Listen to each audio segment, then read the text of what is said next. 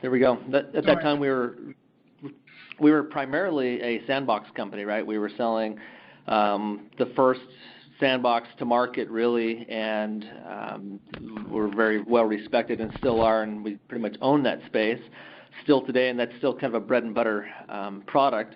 But as we started to grow, especially with the Mandiant acquisition, we started to pull in a lot more threat intelligence, a lot more services. Obviously, Mandiant, if you're not familiar with them, they'd be a good Google search. There's a lot of rich information that comes from the cybersecurity world from Mandiant, all the way from an executive level down to an analyst level. But Mandiant responds to pretty much every single what we'll call incident response engagement that matters. In other words, the ones you hear in the news, the big ones, even the bunch that you don't hear in the news. They typically do about 400 incident response engagements every year. And from that, they learn firsthand really what the attackers are doing to get past your firewalls, right? Your next generation UTMs, whatever you might have. Even today's sandboxes, what are the adversary doing? What's the enemy doing to get past that? And Mandiant's on the front lines. And I'll talk a little bit about how that really gives us a big advantage in the security world. As we started to grow, though, most recently the acquisition of a company called Eyesight Partners, another good company to research. Eyesight Partners, they are strictly a threat intelligence company. And this is really where we start to see FireEye really kind of converging from a product company more into a services company, and talk a lot about that services and what those services are and how that has really changed the game from a security perspective. But Eyesight Partners, they've got about 300 employees. Most of those are deployed around the globe, speaking about 20 different languages. And we'll call these guys agents, or double agents rather. They typically have backgrounds similar to FBI, CIA, special ops.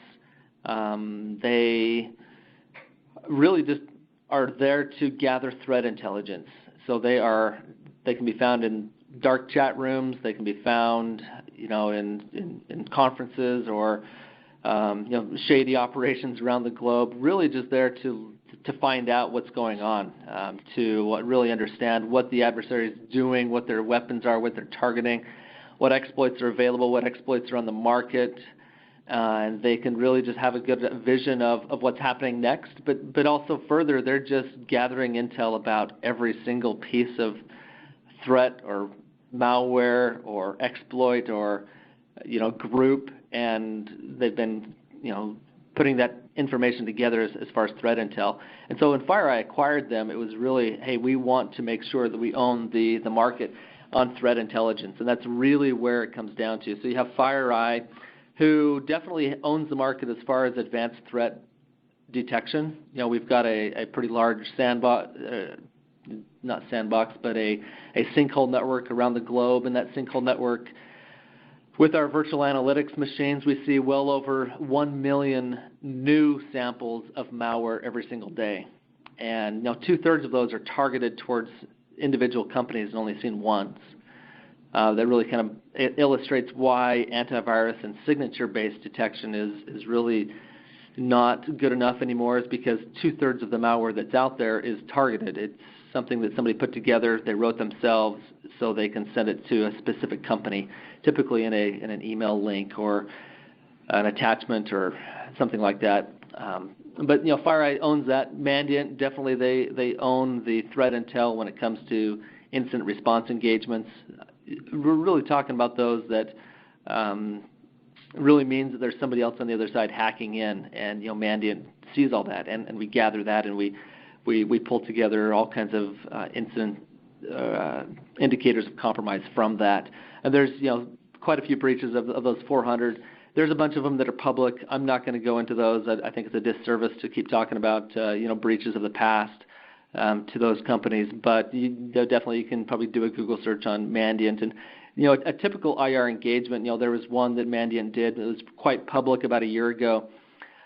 From that engagement, they pulled out roughly, I think it was like 3,000 new indicators of compromise that was previously unknown. In other words, here's a threat group that is doing things that we wouldn't look for in the past. And now all of a sudden, hey, now we've got to start looking for this because we can see it's worked.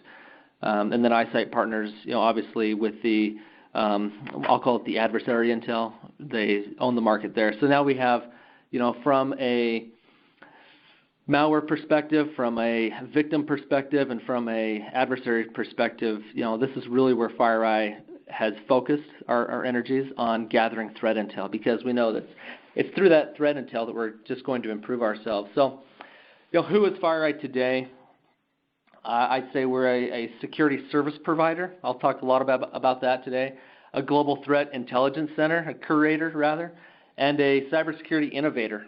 And the innovator is particularly of interest to me. I work on the FireEye side. I've come from the sandboxing product side. And so if you look at, okay, what does it mean to be a cybersecurity innovator? 10 years ago, nobody, yeah. Troy, are you going through a PowerPoint deck and I am the only one? Because all I'm seeing right now is like an ocean with rocks in the middle of it, and nothing's changed. Oh, that's interesting. Thank you for stopping me on that. Let's. Oh, I thought you were running a. I thought you were leading up to the PowerPoint. Oops. No, that's good. I appreciate you stopping me here. Well, there was too much relevant data to I didn't want to interrupt it, but because it says pause now. Oh, he paused his share. Whoa. Yeah, and I stopped it. Yeah, if you can hand it back to me, I'll restart this. Apologize, everybody. No need. Luckily, it's just been talking about FireEye and what we've been doing, and slides to me are kind of a visual thing to look at, so you don't fall asleep. But okay, I'm going to make you presenter again if you're ready. Yep, I am. Okay.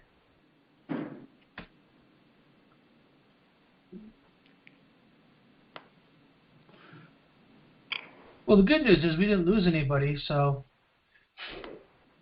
That is good. Well, it's just that I'm left-handed and I can't take notes that fast, so I needed something to look at. There it is. See it? See FireEye overview. It's there now. There we go. There we go. Thank you. Yeah, well, thank you for catching that. All right, so we're here to, who is FireEye? Just over, here's the little pyramid that talks about threat intel, FireEye, Mandiant, and eyesight partners. But as I was saying, it's the cybersecurity innovator that really grabbed my interest on who FireEye is, because pretty much every tool that we have available that we sell is because there was a problem, right? So why did we have to invent the sandbox? And FireEye started doing sandboxing back in 2004. I mean, it's been a long time. And now, the market's come around and everyone has a sandbox. You've got your Palo Altos, you got your FortiGates. Email's got. The cybersecurity innovator. Then what's next? The analytics. So right now there's a huge movement for SIMs to do more than just log aggregation, right? They're doing correlation. They're doing analytics themselves. But if you look at, okay, when did this analytics start? Well, it's only been a few years, and same thing. A few years ago, 5 or 6 years ago, FireEye said, hey, there's a problem. What are we doing? And it's really because once Mandiant goes in and starts an engagement, they start working with somebody, and they need tools. They need something to help them either through their IR engagement or through the detection of somebody who's actually still coming in. And they don't have the visibility. They didn't have an endpoint product that really met what it needed. They didn't have an analytics, system that really did true analytics. Right now, it's security orchestration. Right? What can we do to further enhance orchestration? And so everything that FireEye has is because it's not because we looked at the market and said, hey, we really think that we can make a lot of money if we do X, Y, or Z. But rather, it's looking at it the other way. Hey, we're a services company, and primarily coming from Mandiant, and we need this tool. Let's generate it. Let's create it so it'll improve our lives. And if you build it, they will come mentality. This is a tool that then will become very valuable on the market. And that's really where FireEye has come along. So there's always questions that we ask. The top one, how can we enable every organization to be able to have and have a world-class security operations center.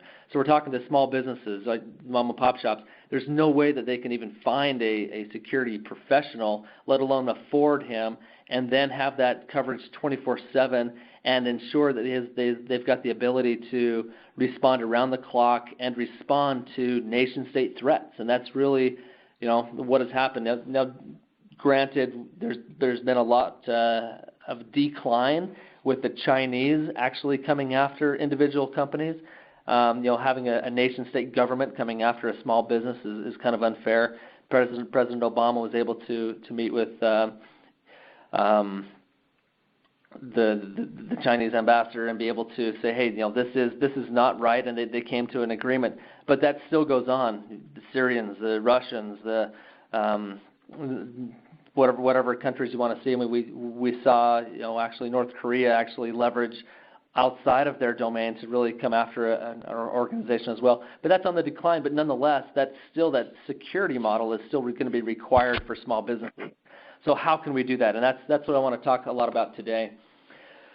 So I want to really define FireEye as a security as a service company. We're here to provide security as a service. It's no longer, hey, you need to spend hundreds and hundreds and hundreds of thousands of dollars on the sandbox and the latest and greatest, but rather partner with a company like FireEye to provide those services.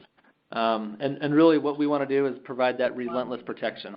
And it's so you can focus on your business. You don't have to focus on security as a service. So what is this security as a service? Let's go ahead and define that. I think I've got a gray box. Well, the first thing is we want to provide answers, not alerts. So today's security market, you might find a lot of vendors giving you alerts. Hey, here's an alert, here's an alert. But rather what we found is needed is answers, right? The answers that your board wants to know, that you as a leader within your organization, as an owner, as a VP, even as an IT analyst, whatever that is, you still have these answers. And it's not just, hey, I've got an alert. It's, no, what was stolen? Where are they? Who did it? How are we going to prevent this the next time? And we do that through, global network of operations centers. The second is have an expert on demand. If I need somebody to answer this question or that I can call, that I can ask anything about, I need an expert, somebody who is my peer, somebody that I don't, have to go and research for hours and hours and hours and figure this out. I just need to ask somebody something. A flexible consumption. Everyone's got a different architecture. That's my challenge as a systems engineer, is to really understand what architecture is needed and what's there. So it's good to have a flexible architecture, whether it's cloud or on-prem. And then really just how can we enhance your existing investments? Make what you have better. If you've got a signature-based firewall or antivirus or something like that, how can we take that and make that better? And as we consume all of your alerts, then we can apply our intelligence to that and really then start doing the analytics that's required to really give those current investments a view of the next and the latest. And that's just simply through threat intelligence. So the solution really looks like, we've got the machine intel, the victim intel, the adversary intel. So pulling that intelligence together with a very flexible system, allowing us to assess, prepare, detect, prevent, analyze. This is really what security as a service is. And really what we do is we take our technology, our intelligence, our expertise, kind of put that all together into one single service that you can consume, can be a single line item for that matter, and we'll come in, we'll figure out what technology it is that you need. We'll ensure that you've got the latest intelligence and you've got access to that, as well as the expertise, not only with dashboards and reports and secure methods of actually consuming all of this, but do so at your pace and be able to make sure that at the end of the day, as the adversary is going through their attack life cycle here on the bottom, kind of up the side here is the response timeline, right? And we do that, and we do everything all the way up to remediation. So when it comes to your security, we take it pretty serious. So that's FireEye in a nutshell. Thank you very much. I'll pass the time back to the host. Thank you very much, Bart. does anybody have any questions? Again, if you have, let me unmute everybody here. If anybody has a question, please feel free to ask it, or if you'd prefer to send me a chat, you can do it that way. You can send it directly to Bart. Anybody have any questions at this point? Is everybody awake? Okay then. Well, in that case, we're going to proceed. We are going to go. Okay, let me take that back. Thank you. Okay, we're going to introduce Mr. Michael Landau from Avanan, and he will again give the elevator speech, the in a nutshell speech about what Avanan does and how it functions, and how it can protect your email as well as other services. But let's see here, Michael. There we are. Okay, Michael, the baton has been passed to you whenever you're ready.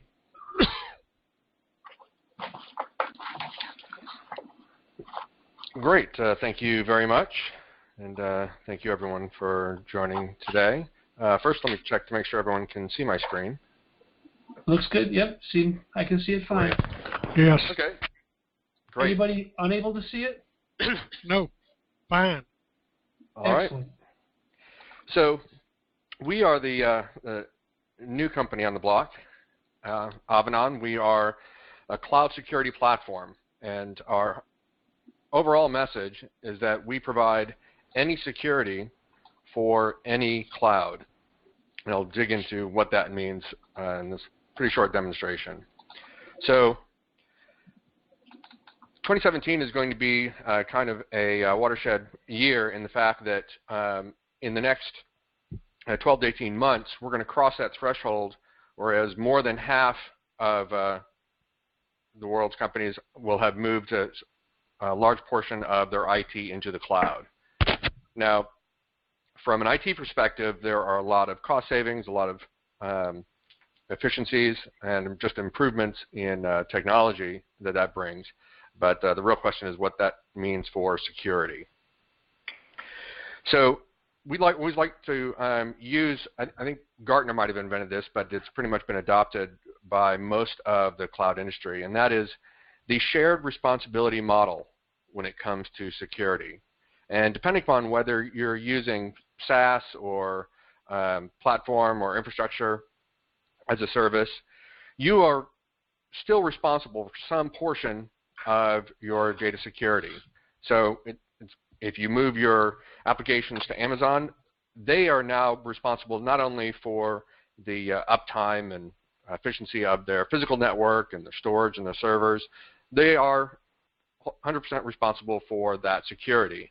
In fact, one of the benefits of putting your data into a SaaS like OneDrive or Box versus into your own infrastructure at Amazon is that in a SaaS, the provider is responsible for that much more of the security, all the way from the physical layer up to OS, all the way up to the application layer.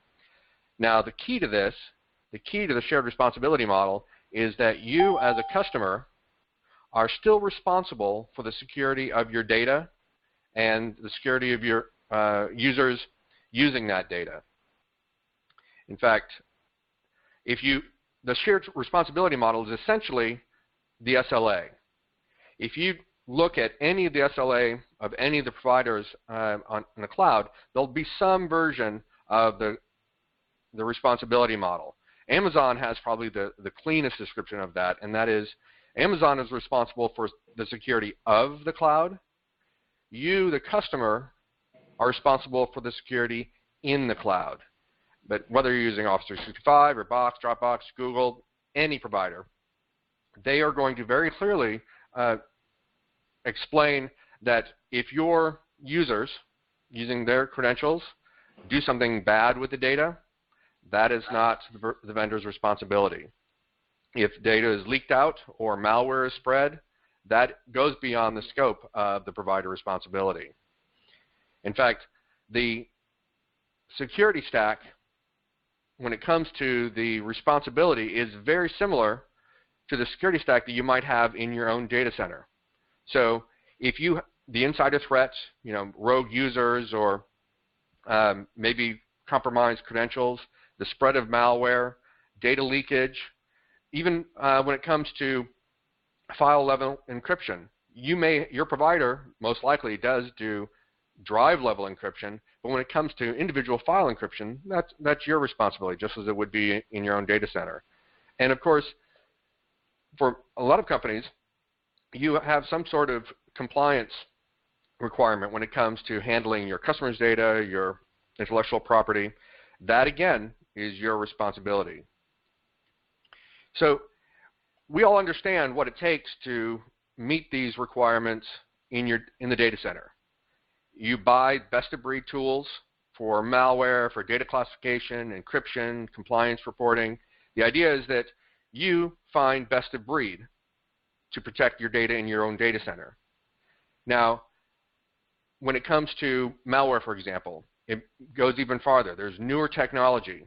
So you might have the latest, greatest antivirus on your desktops in your data center, but then you add the new technology of sandboxing, or just in the last year or two have come even more advanced technologies when it comes to malware detection, using predictive AI, using advanced algorithms.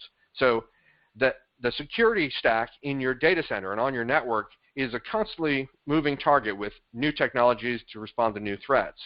The question is, how can you make security in the cloud as complete? And that's where we come in.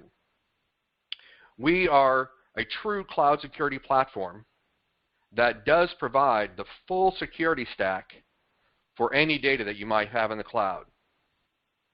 And the way we do that is we have partnered with over 60 security vendors. In fact, I think recently it's over 70, to create cloud-based versions of their security tools.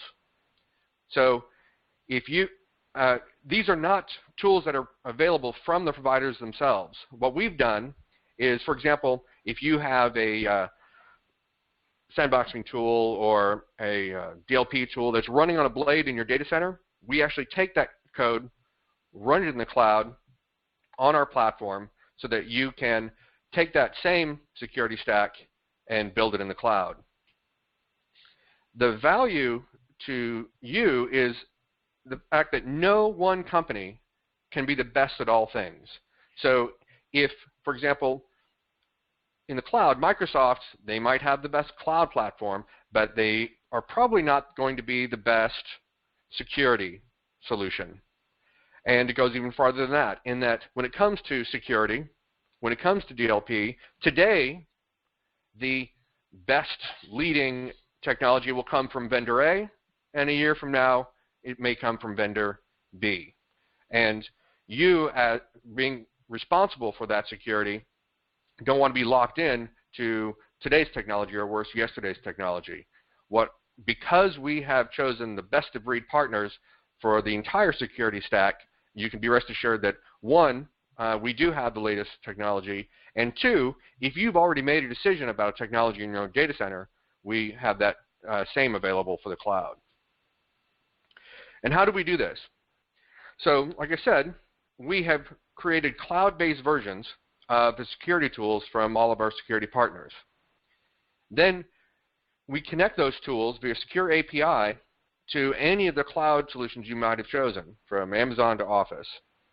And that gives us a few benefits. One, we have 100% visibility. Not only do we see every file, we see every user, we see every event, not just in real time, but we have 100% visibility throughout the past, so that, for example, when we're doing user behavior anomaly detection, it doesn't take us a few weeks or months to determine what that normal behavior is. We can, on the day we connect, go back 2 or 3 or 5 years to when you first opened that account, so we can actually see that user behavior over time. And this connectivity gives us cloud-native enforcement. Now, there are some tools out there that provide 1 or 2 security tools, and they do that by putting the traffic through a proxy. But what that does is treat all of your data in the cloud as if it's outside your network. And that's kind of an old way of looking at the cloud. Whether you are all cloud or hybrid cloud or SaaS, your data now extend, your control, your security responsibility now extends into the cloud. And so that cloud native enforcement treats the cloud as if it's now a part of your network. This cloud native enforcement, for example, lets you take a look at a file and say, oh, that's a perfectly fine file, perfectly available to be shared. And then one day somebody edits that file. We determine immediately that that file should be labeled confidential using one of the security tools. Now, what that means is that the share policy of that particular file might be outdated because now that is a confidential file and certain users should not be able to see it. What we can do immediately is change permissions or move that file using the cloud native policies so that to your users, whatever change they make, the security policy responds in a way that's meaningful. We can do this not only with any SaaS, but across all SaaS or infrastructure as a service, so that when you set a policy, it doesn't just apply to Office, it applies to all of your SaaS. And that means as files move from user to user or from service to service, you can create one policy and apply them everywhere. It's comprehensive. What's key to this connectivity is also the fact that we don't use a proxy. Your users connect directly to the SaaS service as they normally would. So there's no proxy, no bottleneck, no point of failure.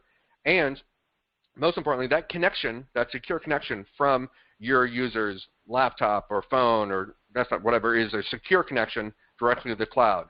We can enforce all of our tools, provide that security, no matter how they connect, no matter where they connect. There's no need to redirect traffic. So just a couple of problems that we solve. This is kind of a rough description of the tools that we offer from any one of our cloud vendors.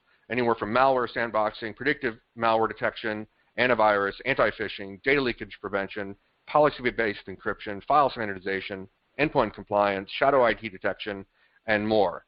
And I think the key feature is the fact that next year there are going to be new security tools to solve the next security threat, and that will be available on our platform as well. So we allow you to connect any SaaS to any type of security with a flip of the switch. I'm going to skip some of the examples and see if people have questions.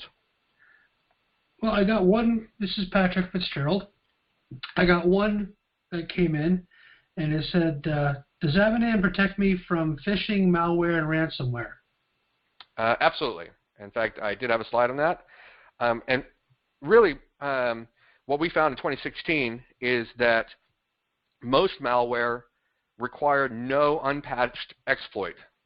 They were not 0-day, they were every day, in that they were getting right through the desktop.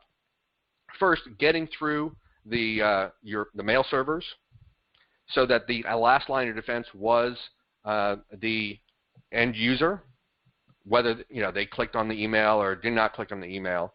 And so the real benefit of our multi-provider, multi-vendor security is the fact that we can provide multiple layers of security to pretty much identify any threat. So, for example, when it comes to mail security, whether you're using Office 365 or Gmail, or you want to scan files in your Box account, we can use the latest AI predictive malware tools from Cylance or Solibit, the traditional signature-based antivirus, anti-phishing tools, or most advanced sandboxing tools. And the idea is that there actually is no other way to provide that multi-layer security stack for data in the cloud except through the Avanan platform. In fact, you'd be hard-pressed to provide these multiple layers of security in your own data center. Okay, I'll actually take people off mute here just in case somebody's asking a question. Sure. Does Rich, you're still typing, okay? Anybody have any questions? I have a couple that have come through on the chat. But if anybody want to ask a question directly right now? Yeah, that's Roy. Okay. Can you explain to people, Michael, that something this complete, and I'm a pretty good cloud user, and therefore I've got almost everything already up and running that you're talking about. How long does it take for me to be covered under Avanan? How much space does it actually take up, and so I don't run out of, or all of a sudden the cost for the additional application and hardware usage is probably, I can't afford it. So the key thing is that we are 100% cloud-based.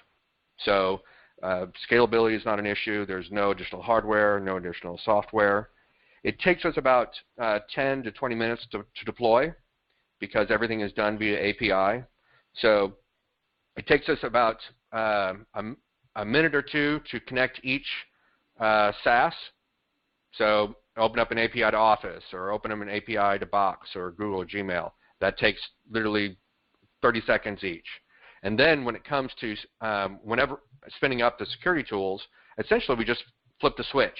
It takes about 45 seconds to spin up that new instance of antivirus or other threat protection. And so literally no time at all. And because we're out of band, we do it in the middle of the day, no disruption. When it comes to cost, that's actually where we add the greatest value is that, one, because we're cloud-based, we have all the benefits and scalability and cost savings of the cloud. We actually are a platform so that we can flip on these tools at kind of a volume pricing that makes it affordable. So, for example, that full stack protection of AI malware protection and sandboxing and antivirus, most people have 3 or 4 for about the same cost as they would provide just one of those in their own data center.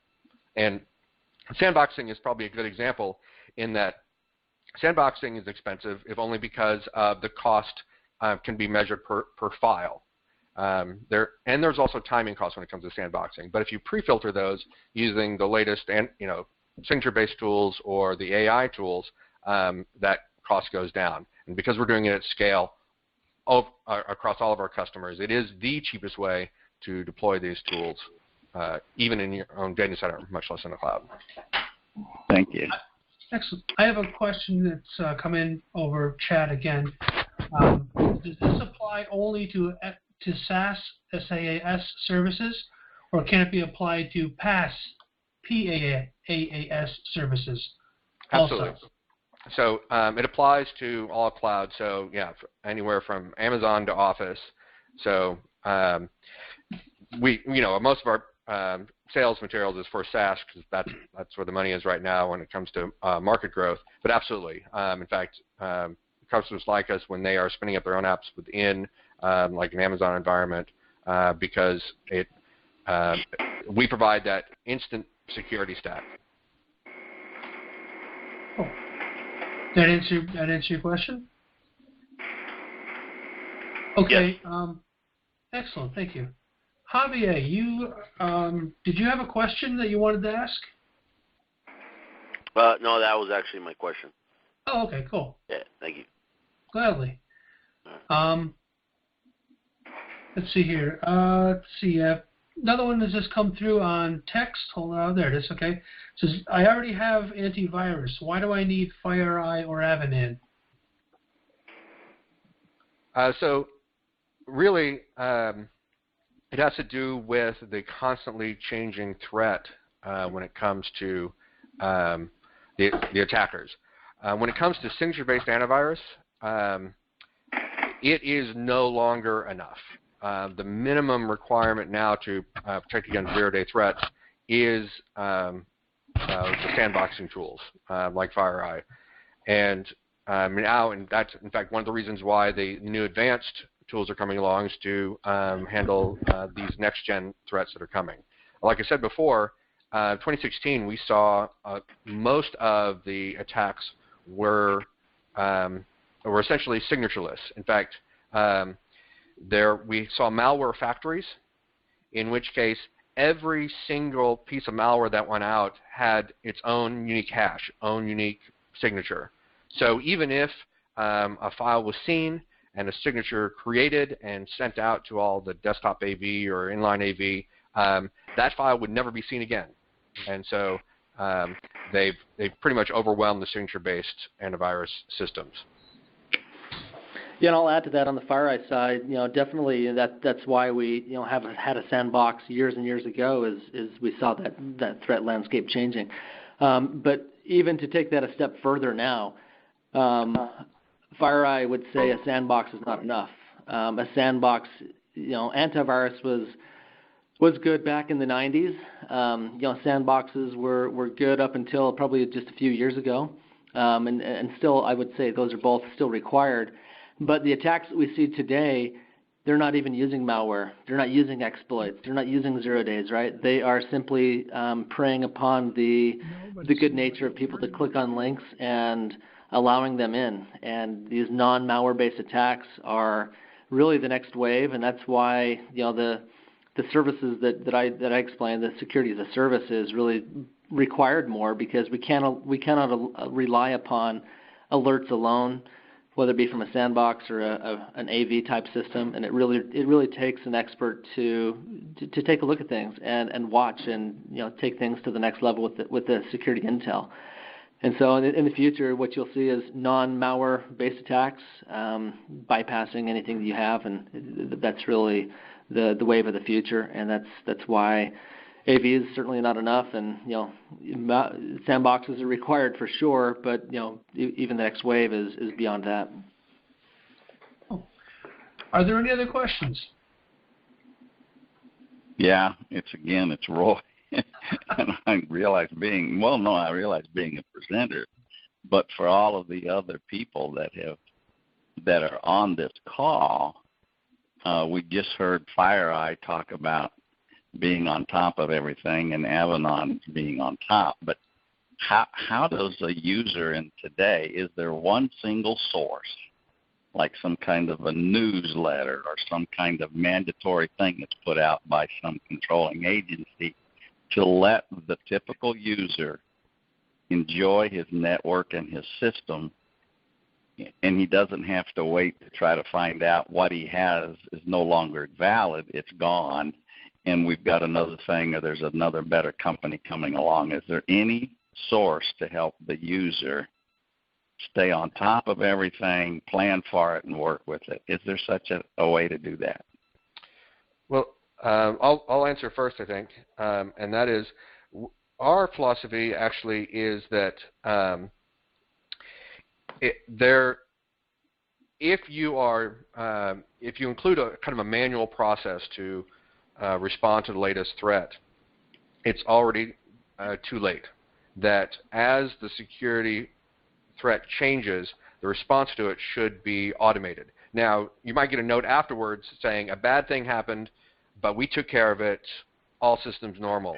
That's the report you want to see, because it requires a man in the loop when it comes to the latest threats. It's already too late. And then when it comes to what is the latest technology, what are the latest threats, we're actually introducing kind of, a new category of product. Most of our larger customers, they like the a la carte model that we provide, in that you choose the tools that you believe are the best. Whereas for our SMB solution, that's something that we do for you, in that we say we're going to provide you a security stack, and you don't need to worry about it. We take care of the updates. We take care of make sure it's handling the latest, greatest threats. And then 6 months from now or 18 months from now, we may decide that one of the technologies that's in that security stack is just not up to par. And there's this new company over here that's offering something that solves that problem better.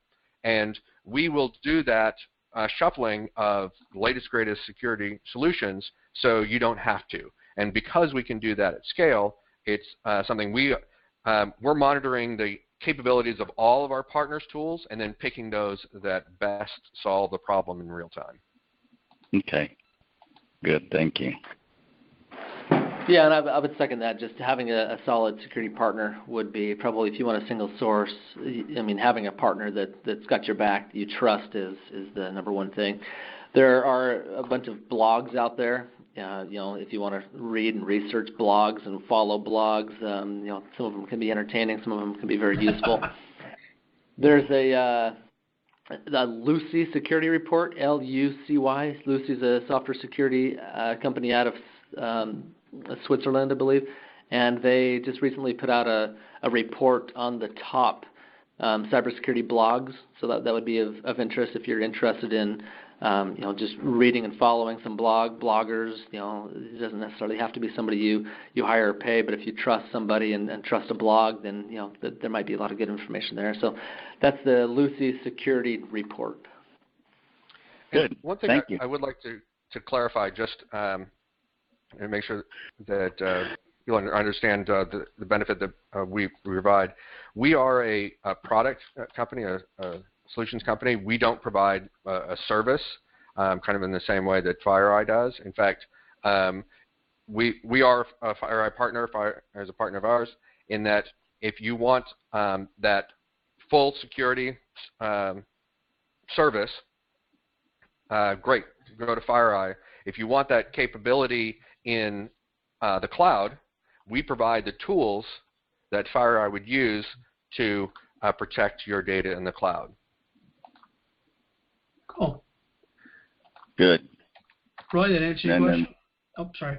Yeah, and we complement those because one of the things that we do provide is the implementation aspect of everything that's been talked about. We provide the technical expertise to be robust enough to put in what you need and to help you determine what's also there. So all three, when you put all three together, you have complete coverage. So how much time? We only have about 10 minutes left, don't we? Well, I can push it to 12, as pretty much as late as we want. We're under no time constraint. It's the presenters that have a time constraint, if at all. So if everybody's good. Let's really take everybody completely across the room and put them on the other side of all of this excellent technology and everything and talk about people. Excellent. Let me give you do you want the presenter? Can I have it, please? Well, I suppose, if you ask nicely. I gotta find you. There you are. Well, that's your keyword as you are there. No, that's me. Mike Ryan. No, it's Helen. Where are you logged in as? Wow. Are you logged on with the computer? I don't see you on here. I don't see you as logged in as a presenter or as the. I have your phone, and you're seeing the screen, correct? Oh yeah, I'm right now looking at email thread.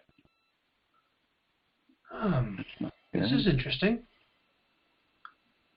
There's Michael, James, I'm a little confused. Well, I apologize. I don't know. It's usually my fault. I don't think it's your fault in this case. I'm at a loss. Oh, there you are. My apologies. You were down under the attendee list. There you are. There. Okay. I've upgraded you to download to become a presenter. Yeah, it said download. Download to start meeting. Open. Which one you want me to do? Run, open, or download? Run. You did that yesterday. Okay. All right. So you should just have to launch the app and you'll be good to go.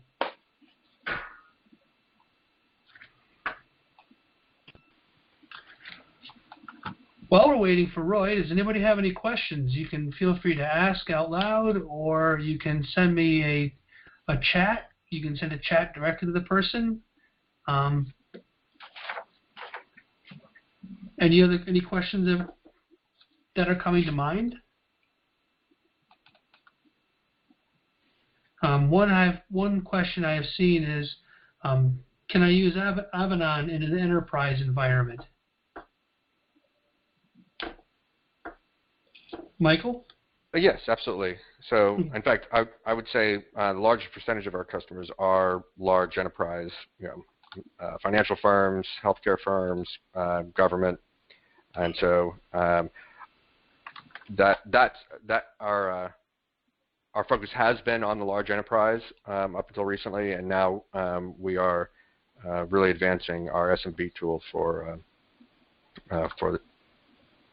this quarter and into next year. Cool. Roy, how's it going? Validating credentials. This what? You're nominated to become a presenter. What the hell is going on? Yes, you are. Click accept.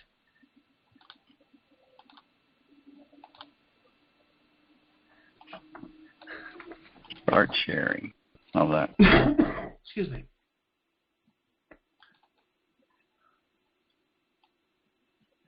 All right.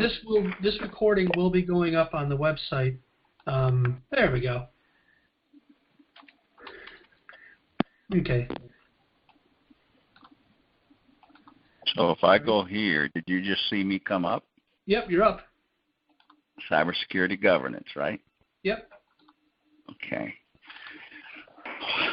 Okay, I'd like to introduce Roy Hogshead. He is the EVP of Sales for SMLR, and he's going to talk about cyber governance and give a little more insight into why and how we do what we do. Thank you, sir, very much. We're going to shift and go away from two very impressive technologies that you've listened to and go over to the side now, which is astounding to people, and that's called cyber governance. And the whole aspect of this is that you can't bypass the human part of this thing, because that's what makes data centers run. That's how things that send information going back and forth all come out of the control of people. And it's been determined recently that to truly, well, I'm not sure what that is. Sounds like a garbage disposal. Is to include with what you've seen the ability to work with, manage, and understand the human part of what that is. Okay. So, for example,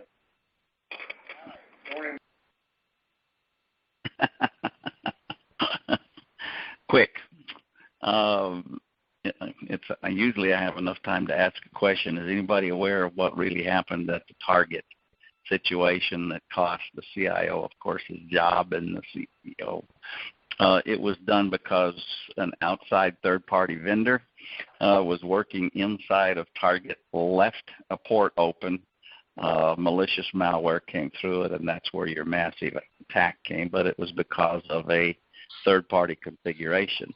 Home Depot, it was almost close to that, but again, it was because of a unintentional but a malicious human error that let it come through.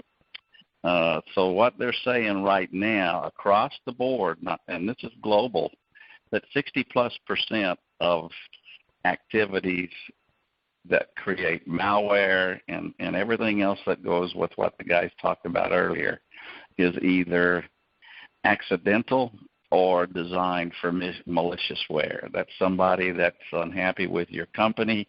They know they're leaving in 2 weeks, and they begin to go down the path of either taking data away, opening ports that shouldn't be open. Okay, and one of the biggest areas that's become visible out of that is this. It used to be everything was IT's fault. IT got very little thank you for all the successes, the growth in technology, the use of better and easier to understand applications. Then we introduced something new about 3 or 4 years ago, and that was CISO.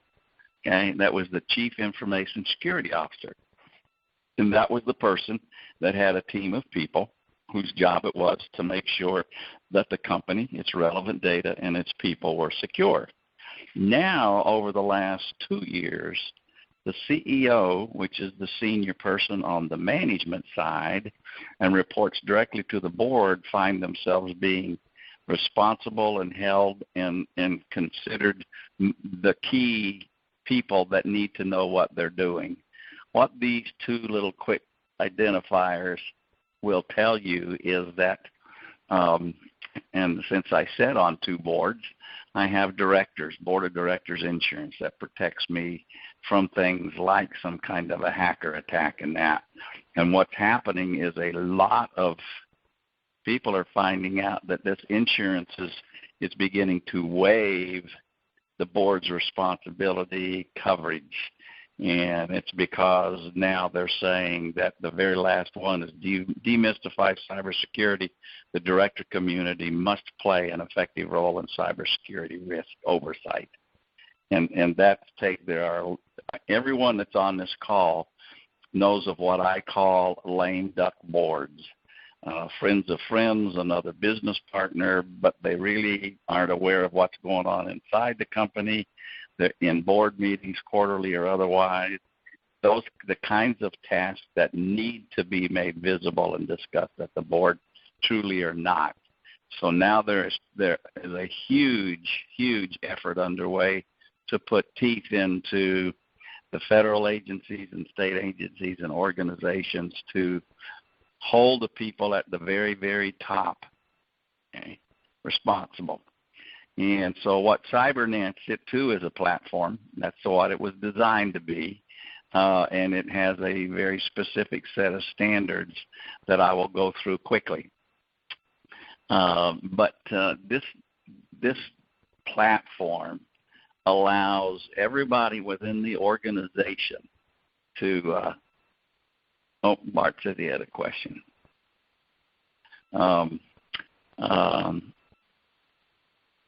To be a part of.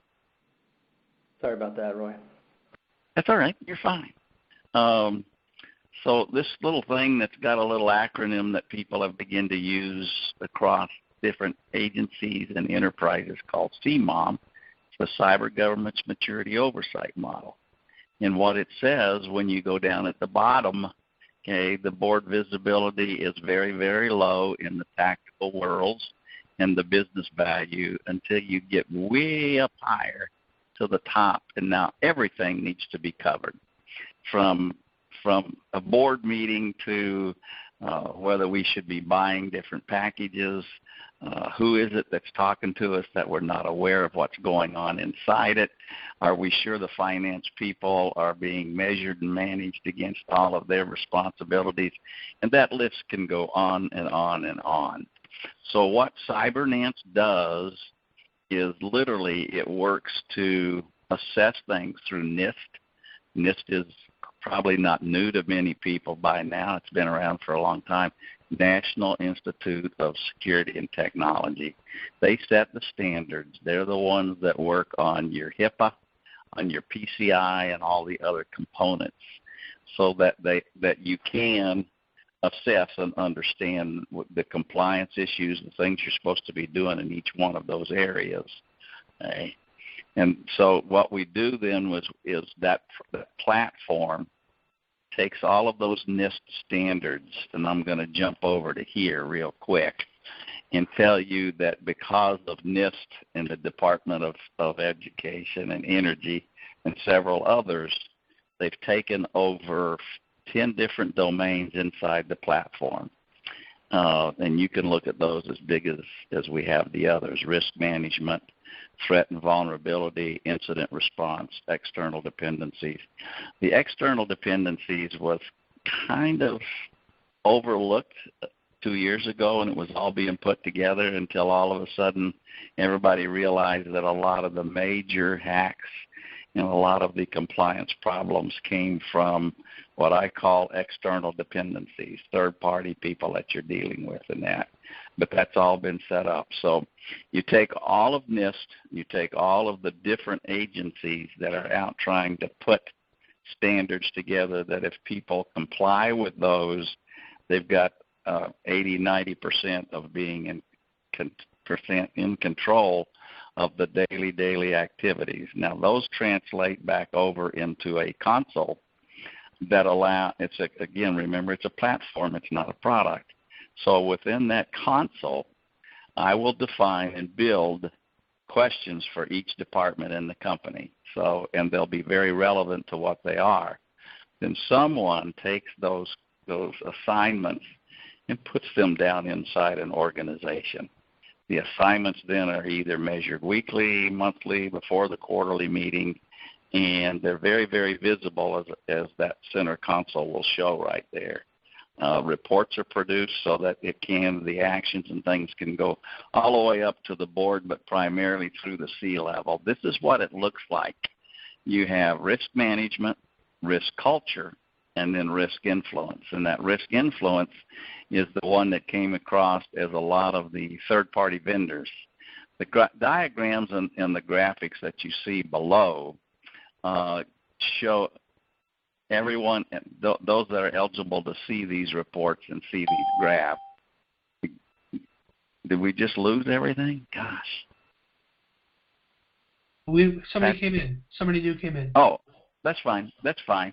The key, obviously, is could you get everything green so that every department was in compliance with everything that could possibly be asked? That's not going to happen. But the whole issue and the way that the questions are structured and defined within each enterprise, you can get better visibility and confidence that green, everything is implemented, going as it's supposed to. Yellow says, geez, it's not been implemented, and the red is nobody knows what's going on in what areas in each of those. And I am happy to send a white paper on everything about the product of Cybernance at CMOM as we do those. But again, this is people-oriented, okay? But it's based off of standards that are produced by NIST and other agencies. So it does dovetail in very nicely with FireEye and Avanan. If you've got those two going, probably you're going to find yourself, when you were to run this platform and have the people answering the questions fairly and accurately, you would probably move up much higher into the maturity model that you need and know you're safe when people come in and want to do an audit or any of those kinds of structures. Okay. I'm not going to go through these, but what I think this is better. They've got about 3 times this many now. The reason that I picked these was how far they are apart. Okay. Cybernance and its CMOM platform are agnostic. I don't care if you're a PCI type of a person, if you're healthcare, if you're financial, if you're manufacturing, if you're 50 people, or if you're someone as big as, say, ExxonMobil or someone like that, you will find that this platform works. But it works only as good as the board of directors dictate coming down below. These things must be adhered to, they must be used, and they must be put together. But when you do, because you have no idea how many times I've asked people, what is cyber governance? And there it is, okay?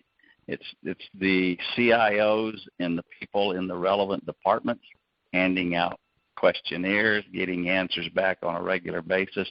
It helps the whole company know what its job is by department, and are they doing it the way it should be done for clarity, for compliance.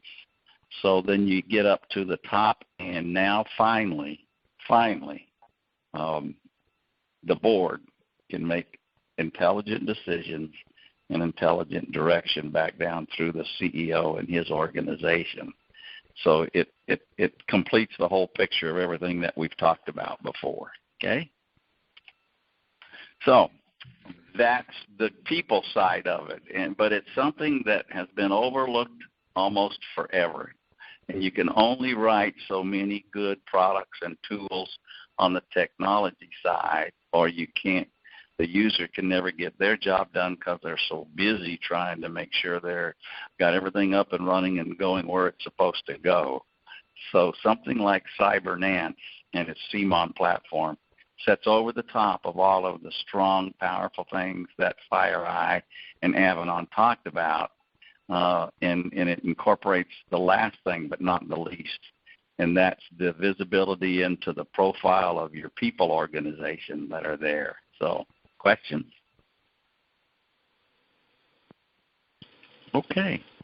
Are there any questions at all for Roy and on Cybernance? Actually, my question is, and I know the answer, but Roy, I want to explain it. Does Cybernance have an active component, or is it completely voluntary and passive? No, it's active. It has an active component as well that it can actually go into and make people do things whether they want to or not, as far as addressing a questionnaire. I mean, it does have what I would call warning flags and things along those. So it is active. Cool. All right. Are there any questions for Roy? Okay. Well, I know that Bart has been asked for his contact info, so I'm going to switch presenter over to Bart so he can show his contact slide. And Bart, you have the con.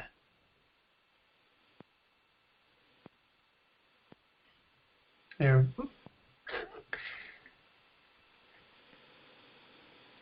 Oh, there's Roy's. There we are. Okay, there's Bart's contact info. Email is the best way to get me. I watch email too much. So. I hear you. But I seldom miss an email going to the FireEye account. So go ahead and ask me any questions you need there, and follow up and get you connected. But I mean, definitely going through the partners we have here are a great way to find us as well. Sometimes even better because they can give you the shortcut right to who you need to talk to. Exactly. Okay, and make sure everybody has that. And now I'm going to give over to Michael Landu. Okay. Yes. Oh, thanks. And there you go, Michael. You should have it now.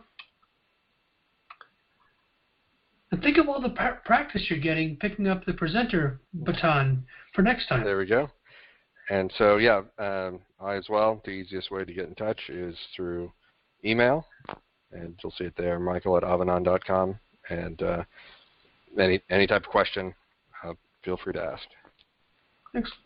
And also, I would like to point out that if anybody has a question that it may not be specific to Avanan or FireEye, don't forget you can go to the SMLR website, which is smlrgroup.com, and you can submit a question through our contact form.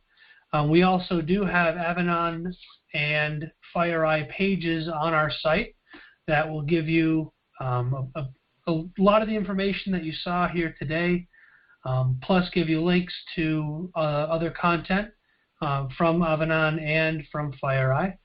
And also, it'll give you contact forms that you can ask questions. And if you have anything that you want to, any questions at all you want to ask, feel free to do it that way also. Okay. Thank you very much, Patrick. Oh, gladly. I'm going to take presenter. Actually, where are we? There we are. And I'm going to kick you off, Michael. There we go. And I would like to ask if anybody has any last questions before we wrap up today. Again, keep in mind that this is being recorded. So if you are going to ask a question, please do so now. And if not, then I am going to thank everybody and keep your eyes open for early January. We're going to start a series of focused coffee hours.